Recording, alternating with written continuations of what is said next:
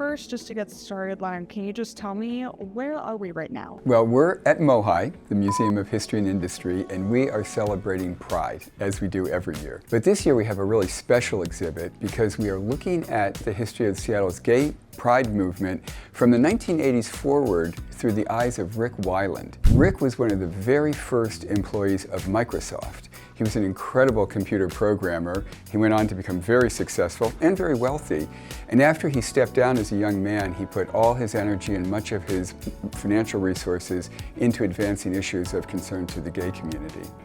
So can you talk a little bit about just who he was and his contributions to the LGBTQ? Yeah. Ric was a young guy who was a Lakeside School graduate.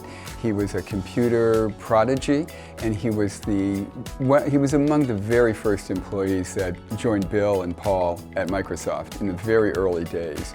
So the incredible industry that we celebrate today as having been born in Seattle, it was really a child of Ric, along with those other very early Microsoft employees. And like a lot of those first folks at Microsoft, he became very wealthy.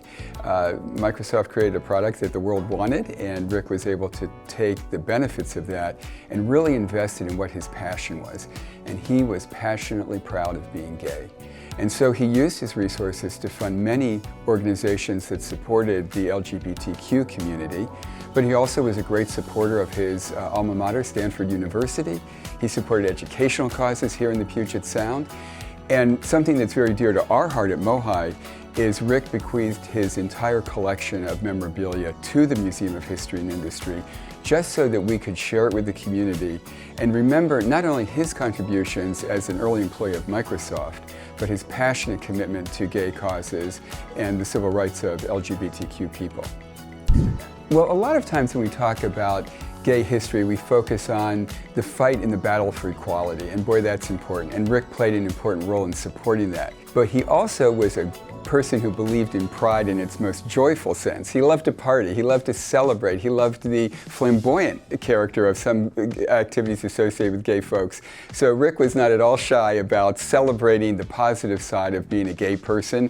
He was proud to be gay, and he showed that in his costumes, in his parties, in the causes he supported. So when you come to MOHAI to see the Ric Weiland Collection, you're going to see some documents and some traditional history, but you're going to see some very cool stuff. Costumes he wore, the colorful ways he entertained his friends, the way he supported gay pride, because he was out and proud and he was just an incredible embodiment of the gay spirit.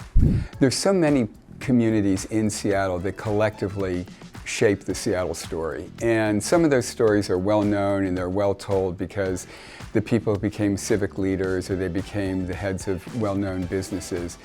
But we want to make sure every community is told, and that includes the LGBTQ plus community. And Ric's contribution to that story is an important one. Many people don't realize that the gay community has been involved in every aspect of Seattle's history. Its economic history, its cultural history, its artistic history. All of those stories include a component that was led by LGBTQ people, and Ric was one of those people. So we want to make sure that history is shared and saluted and brought to the fore, because really it's a history that we are all a part of. It's not just a story that we pigeonhole or set aside or just remember in June, Pride Month, but it's a story that really resonates through the Seattle story all year long, and in so many ways, many of them, as in the case of Ric, very unexpected. Can you share any stories or artifacts from MOHAI's collection that speak to the spirit and resiliency of Seattle's queer history? Well, one of the artifacts that we are so proud of is Shelley's Leg, the sign from the bar called Shelley's Leg.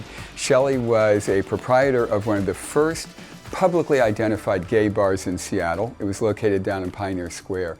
And what was so great about it is it was a bar that had as its clientele LGBTQ audience, but it also threw its doors open to anybody who was willing to accept that, the gay community, willing to accept a gay space. And that sign, which was really a hallmark of the emergence of the gay community into the broader Seattle community, is a real icon that we're so proud to have displayed at MOHAI. Can you also talk about what do you hope people people understand about the historical significance of Pride, whether it's Pride in general or Seattle Pride specifically? Yeah. Well, you know, the gay movement in Seattle is going back more than 50 years now. And we want people to remember this Pride Month, that Pride isn't something that just happened last year or the year before. It's something that gay people and LGBTQ people have been fighting for with their allies for literally decades in Seattle. And actually, you can go back even further into history. Seattle was an identified gay mecca, if you will, in its own way in the years right after World War II. And even earlier than that, we have documentation of gay culture in Seattle as early as the late 19th and early 20th centuries. So there's a long trajectory of very, very important history there. And Pride Month gives us a chance to reflect on it and to think about it. But at MOHAI, we want people to remember that gay history is Seattle history, and it's all year long.